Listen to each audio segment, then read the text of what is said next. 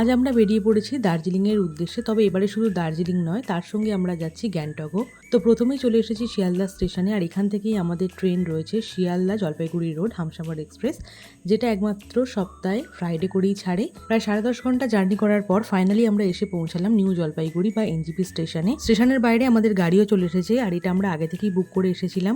আর এই গাড়িতেই আমরা সাইট সিন করতে করতে পৌঁছাবো দার্জিলিং। প্রথমেই আমরা চলে এলাম মিরিক লেক, আর এই লেকে কিন্তু বোটিংয়েরও অপশান রয়েছে। তো এখানে প্রায় অনেকক্ষণ টাইম কাটানোর পর আমরা চলে এলাম আমাদের লাঞ্চটা সেরে নিতে। মিরিক লেকের পাশে কিন্তু প্রচুর রেস্টুরেন্ট আছে যেখান থেকে তোমরা লাঞ্চটা করে নিতে পারো। তারপর আমরা চলে এলাম গোপালধারা ভিউ পয়েন্টে। চারিদিকে চা বাগান দিয়ে ঘেরা এই জায়গাটা সানসেটের সময় যেন আরও বেশি সুন্দর হয়ে উঠেছে।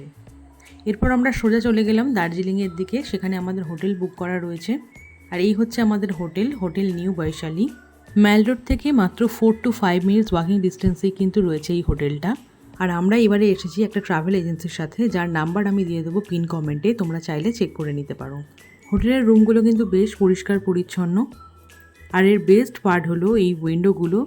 আকাশ পরিষ্কার থাকলে কিন্তু এখান থেকে পাহাড়ের একটা দারুণ ভিউ পাওয়া যাবে। হোটেলে কিছুক্ষণ রেস্ট নিয়ে আমরা চলে গেলাম দার্জিলিং ম্যালে। আর দার্জিলিং ম্যাল তো সবসময় জমজমাট, এখানে যখনই আসা হোক না কেন এর ভিড় কিন্তু একটুও কমে না। এখন প্রায় সারা বছরই এখানে ভিড় লেগেই থাকে। ম্যালে কিছুক্ষণ ঘোরাঘুরি করার পর আমরা চলে গেলাম মহাকাল মার্কেটে। আর প্রায় 8টা সাড়ে 8টার পর থেকেই কিন্তু এই মার্কেটটা বন্ধ হওয়া স্টার্ট করে দেয়। আর আমাদের হাতেও আজ বেশি টাইম নেই, সে কারণে আমরা তাড়াতাড়ি কিছু শপিং করে নিলাম। আর তোমাদের যদি বার্গেনিং স্কিল ভালো থাকে তাহলে এটা কিন্তু দার্জিলিংয়ের one of the cheapest market. কেনাকাটি শেষ করে আমরা চলে এলাম আমাদের হোটেলে। এই হলো আমাদের হোটেলের ডাইনিং। তো তাড়াতাড়ি আমরা ডিনারটা সেরে নিলাম, কারণ কালকে খুব ভোর আমাদের বেরিয়ে পড়তে হবে টাইগার হিলে সানরাইজ দেখার জন্য।